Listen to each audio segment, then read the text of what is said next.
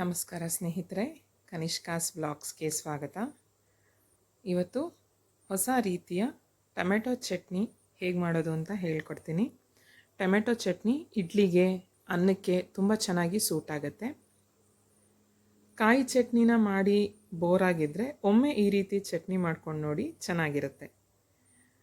ಇದನ್ನು ಮಾಡೋದಕ್ಕೆ ಮೊದಲು ಪ್ಯಾನ್ನಲ್ಲಿ ಸ್ವಲ್ಪ ಎಣ್ಣೆ ಹಾಕ್ಕೊಳ್ಳಿ. 2-3 ಸ್ಪೂನ್ ಎಣ್ಣೆ ಹಾಕ್ಕೊಳ್ಳಿ. ಎಣ್ಣೆ ಕಾದ ನಂತರ ಇದಕ್ಕೆ ಉದ್ದವಾಗಿ ಹೆಚ್ಚಿರುವಂಥ 2 ಈರುಳ್ಳಿ ತೊಗೊಂಡಿದ್ದೀನಿ, 1 ಗೆಡ್ಡೆ ಬೆಳ್ಳುಳ್ಳಿ, 2 ಚೂರು ಶುಂಠಿ, 1-2 ಕಡ್ಡಿ ಕರಿಬೇವಿನ ಸೊಪ್ಪು ತೊಗೊಂಡು ಚೆನ್ನಾಗಿ ಇದನ್ನು ಎಣ್ಣೆಯಲ್ಲಿ ಫ್ರೈ ಮಾಡ್ಕೊಳ್ಳೋಣ. ಈರುಳ್ಳಿ ಸ್ವಲ್ಪ ಫ್ರೈ ಚೆನ್ನಾಗಿ ಆದಮೇಲೆ ಇದಕ್ಕೆ ನಾವು ಬ್ಯಾಡಗಿ ಮೆಣಸಿನ್ಕಾಯಿನ ಉಪಯೋಗಿಸೋಣ. ಗುಂಟೂರು ಮೆಣಸಿನ್ಕಾಯಿ ಉಪಯೋಗಿಸಿಲ್ಲ, ಯಾಕೆಂದರೆ ಅದು ತುಂಬ ಖಾರ ಬಂದ್ಬಿಡುತ್ತೆ. ಅದಕ್ಕಾಗಿ 6-7 ಬ್ಯಾಡಗಿ ಮೆಣಸಿನ್ಕಾಯಿನ ಉಪಯೋಗಿಸಿದ್ದೀನಿ. ಕಲರು ಚೆನ್ನಾಗಿ ಬರುತ್ತೆ, ಮಸಾಲನೂ ಚೆನ್ನಾಗಾಗುತ್ತೆ. ಇದಕ್ಕೆ ಸಣ್ಣ ಹೋಳು, ಅಂದರೆ ಚಿಕ್ಕ ಕಾಯಿ ಹೋಳಾದರೆ ಒಂದು ಅರ್ಧ ತೊಗೊಳ್ಳಿ, ದೊಡ್ಡ ಹೋಳಾದರೆ ಅದರಲ್ಲಿ ಅರ್ಧ ತೊಗೊಳ್ಳಿ. ಕಾಯಿನೂ ಕೂಡ ನಾನಿಲ್ಲಿ ಫ್ರೈ ಮಾಡ್ಕೊತಾ ಇದ್ದೀನಿ.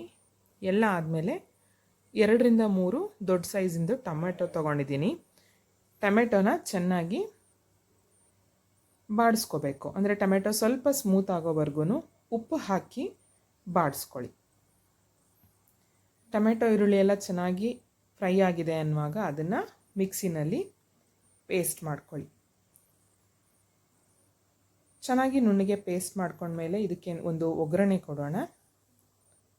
ಒಗ್ಗರಣೆಗೆ ಇಲ್ಲಿ ನಾನು ಎಣ್ಣೆ, ಸ್ವಲ್ಪ ಸಾಸಿವೆ, 2-3 ಒಣಮೆಣಸಿನ್ಕಾಯಿ, ಸ್ವಲ್ಪ ಕರಿಬೇವಿನ ಸೊಪ್ಪು ಇದನ್ನು ಹಾಕ್ಕೊಂಡು ನಾವು ಪೇಸ್ಟ್ ಮಾಡಿಟ್ಕೊಂಡಂತಹ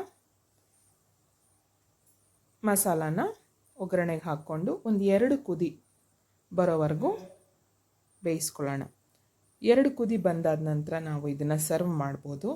ಇಡ್ಲಿ ಜೊತೆ ತುಂಬ ಚೆನ್ನಾಗಿರುತ್ತೆ. ಇದು ಕೇರಳದಲ್ಲಿ ತುಂಬ ಜಾಸ್ತಿ ಈ ರೀತಿ ಟೊಮೆಟೊ ಚಟ್ನಿ ಮಾಡ್ತಾರೆ, ತುಂಬ ಟೇಸ್ಟಿಯಾಗಿರುತ್ತೆ. ಮಾಮೂಲು ಚಟ್ನಿಗಿಂತ ತುಂಬ ಡಿಫ್ರೆಂಟ್ ಆಗಿರುತ್ತೆ. ಒಮ್ಮೆ ನೀವು ಕೂಡ ಈ ರೀತಿ ಚಟ್ನಿನ ಮನೇಲಿ ಟ್ರೈ ಮಾಡಿ.